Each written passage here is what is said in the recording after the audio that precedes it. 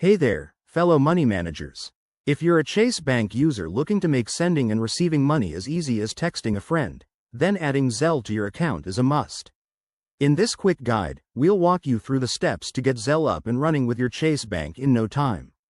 Zelle is a super convenient service that lets you transfer money instantly to anyone with just their email or phone number, and integrating it with Chase makes your banking even smoother.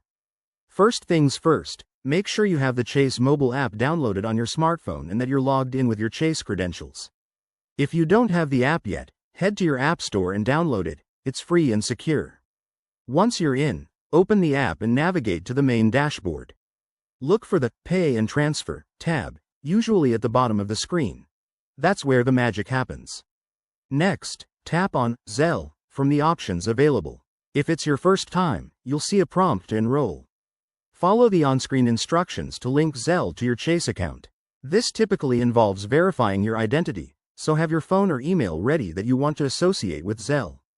Chase will send a verification code to that contact method. Enter it to confirm.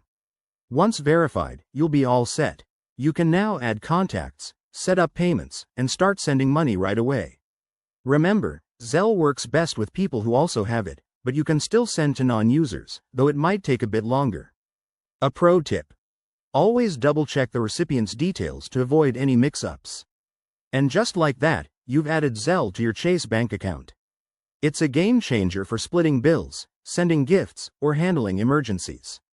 If you run into any issues, Chase's customer support is top-notch.